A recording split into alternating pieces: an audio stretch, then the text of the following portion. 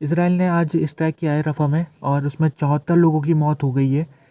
ये रफ़ा का सबसे डेडली स्ट्राइक है अभी तक का। इससे पहले 2 दिन पहले हुआ था स्ट्राइक जिसमें 10 लोगों की मौत हो गई थी। तो उसके बाद इसराइल से सभी देश ये गुहार लगा रहे थे कि इसराइल को रफ़ा के ऊपर अटैक नहीं करना चाहिए, क्योंकि जो रफ़ा है काफ़ी यहाँ पर डेंसली पॉपुलेटेड एरिया बन चुका है। तो जो डर कई दिनों से चल रहा था उस डर आज सच साबित हुआ और आज आखिरकार इसराइल ने सिविलियन एरिया में स्ट्राइक करके 74 लोगों की हत्या कर ली।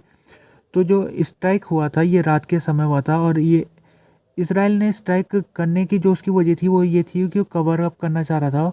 उसको सूचना मिली थी इसराइल सेना को कि जो रफ़ा है वहाँ पर एक इलाके में हॉस्टेजेस को छुपा के रखा हुआ है।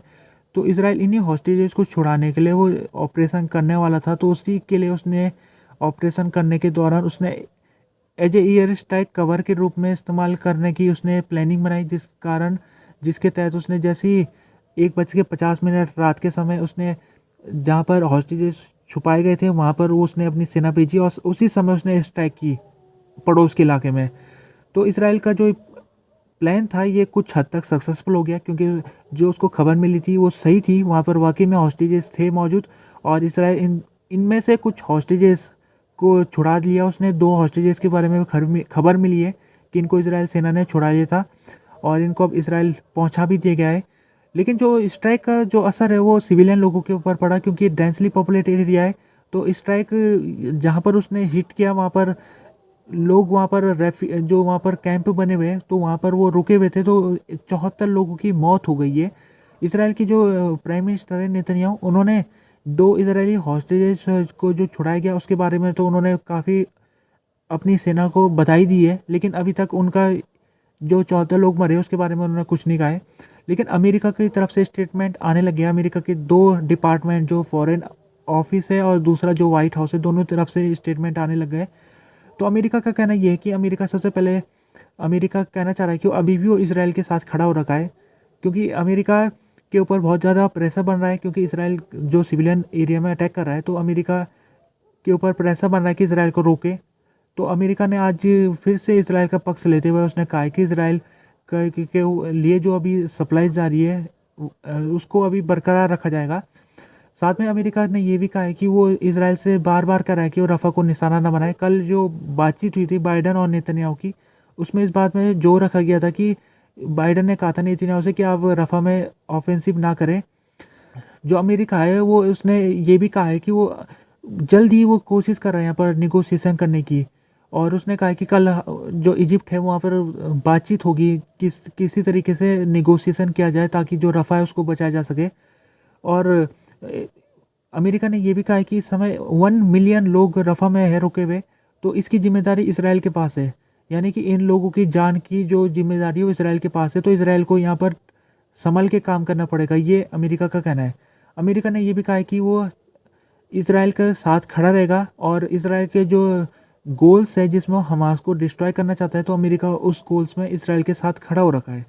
अगर हमास की बात की जाए तो हमास की तरफ से भी स्टेटमेंट आ गया आज के दिन। हमास ने कहा है कि इसराइल का जो स्ट्राइक था उससे कुछ इसराइल के हॉस्टेजेस मारे गए। उसने 3 लोगों की नाम बताया हमास ने, और इन 3 लोगों का इलाज चल रहा था जब इसराइल ने यहाँ पर ऑपरेशन शुरू किया था, और इन 3 लोगों की स्ट्राइक के कारण मौत हो गई है, ये हमास का कहना है। तो इस समय इसराइल का जो आज का उसका ऑपरेशन था जिसके तहत उसने हॉस्टेजेस को 2 छुड़ा लिए, तो इसराइल के लिए ये एक अच्छी खबर है, क्योंकि उसको काफ़ी दिनों से वो उसको पूरा जो उसका प्लान है वो इसी बुनियाद में बना रहा हो प्लान कि वो इन हॉस्टेजेस को छुड़ाना चाहता है। वो जो प्रधानमंत्री है इसराइल के वो यही चीज़ कर रहे कि हम रफ़ा में जाके इन हॉस्टेजेस को छुड़ाना चाह रहे। तो उनका जो ये प्लान उन्होंने बनाया था आज उस प्लान को उन्होंने सटीकता के साथ उन्होंने पूरा कर लिया है। लेकिन एक दूसरा भी इसका पहलू ये है कि जो एक दूसरा डर जताया जा रहा था कि अगर रफ़ा में अटैक होगा तो फिर कुछ हॉस्टेजेस की मारे जाने की भी संभावना है। तो अगर हमास की जो बात है जो उसने आज कही है कि 3 इजरायली हॉस्टेजेस की मौत हो गई है, तो इसी वजह से इसराइल के लिए अभी द्वंद्व वाली स्थिति है कि वो क्या करे। क्या वो निगोशिएशन करके जो हॉस्टेजेस है उनको सही सलामत लाए इसराइल के अंदर, या फिर वो ऑफेंसिव करके हॉस्टेजेस को खतरे में डाल के उनको छुड़ाए। तो दुनिया भर के जो लीडर्स है उनका स्टेटमेंट आने लग गया है। इसराइल की जो लगभग सभी लीडर्स इसराइल की अटैक की आलोचना कर रहे हैं। और अगर जोसेफ बोरेल की बात की जाए तो जो ईयू के फॉरेन ऑफिस चीफ है, इन्होंने आज कहा है कि इसराइल के ऊपर प्रेशर बनाना चाहिए और प्रेशर उनको इस तरह से बनाना चाहिए ताकि जो अमेरिका है वो ही प्रेशर बना सकता है, क्योंकि अमेरिका ही इसराइल के लिए वेपन्स भेज रहा है। तो जैसे कि अमेरिका ने 2006 में इसराइल के लिए जो वेपन्स थे वो भेजने बंद कर दिए थे, जब इसराइल लेबनान वार को बंद करने के लिए तैयार नहीं हो रहा था। तो जोसेफ बोरेल कहते हैं कि फिर से अमेरिका को कुछ ऐसी कदम उठाने चाहिए और उसको इसराइल के लिए जो सप्लाईज जा रही है उसको बंद करना चाहिए, तभी जाके जो इसराइल है वो अपना ऑफेंसिव को बंद कर सकता है।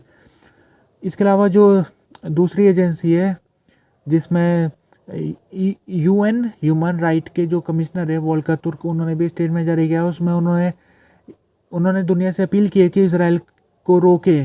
अगर नहीं रोकेंगे तो फिर ये जो आबादी है रफ़ा की वो बहुत ज़्यादा संकट में पड़ जाएगी। तो जो रफ़ा का इलाका है, जैसे कि मैं आपको पिछले कुछ वीडियोस में बताता आ रहा हूँ कि रफ़ा का इलाका इस समय बहुत ज़्यादा टेंस बना हुआ है, क्योंकि रफ़ा में इस समय पॉपुलेशन जो गाजा का है उसका 2/3 पॉपुलेशन वो रफ़ा में कंसंट्रेटेड है। तो रफ़ा के इलाके से जो इसराइल अगर यहाँ पर ग्राउंड ऑफेंसिव वो करेगा आने वाले दिन में, तो यहाँ के लोग कहाँ जाएंगे फिर? इसराइल उनको कहाँ भेजेगा? पहली बात है कि वो नॉर्थ के इलाके में जा सकते हैं, लेकिन नॉर्थ के इलाके में कुछ बचा नहीं है, सब टूट फूट गया है।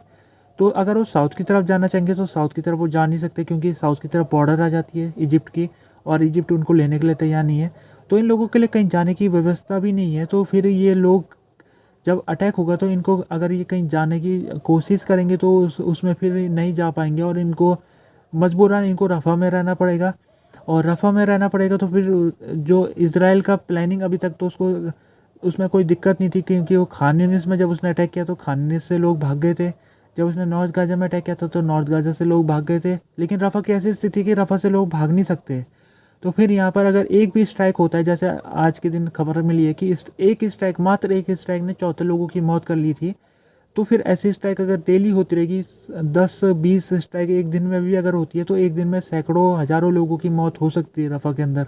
तो इसी को लेकर दुनिया भर के जो नेता है वो डरे हुए, उनको इसकी बहुत ज़्यादा चिंता हो रही है कि क्या यहाँ पर जो अगर रफ़ा एक मधुमक्खी का छत्ता बना हुआ है इस समय, अगर मधुमक्खी के छत्ते में अगर कोई हाथ लगा देता है तो पूरा मधुमक्खी वो उड़ने लग जाती है और उससे फिर बवाल हो जाता है पूरे क्षेत्र में। तो ऐसे ही इस समय रफ़ा का एरिया बना हुआ है।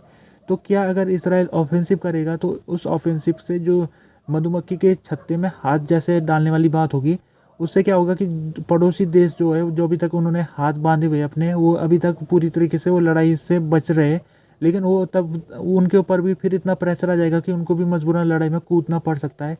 जैसे कि इजिप्ट जो पड़ोसी देश है, उसने कह भी दिया था कि अगर इसराइल ऑफेंसिव करके इनको ज़बरदस्ती हमारे इलाके में भेजेगा लोगों को, तो हम इनको लेंगे नहीं, लेकिन अगर फिर भी इनको हमारे इलाके में भेजेगा इसराइल, तो हम इसराइल के साथ संबंध तोड़ सकते हैं। यानी कि जो 40 साल का जो संबंध इजिप्ट और इसराइल के साथ बना हुआ है, डिप्लोमेटिक संबंध, उसको इजिप्ट तोड़ने के लिए तैयार हो जाएगा। इसके अलावा जो सबसे महत्वपूर्ण है लेबनान, जो हिजबुल्लाह का वाला इलाका है, वहाँ पर हिजबुल्लाह भी अटैक शुरू कर सकता है। तो बहुत ज़्यादा ये यहाँ पर एस्केलेशन होने के चांसेस है।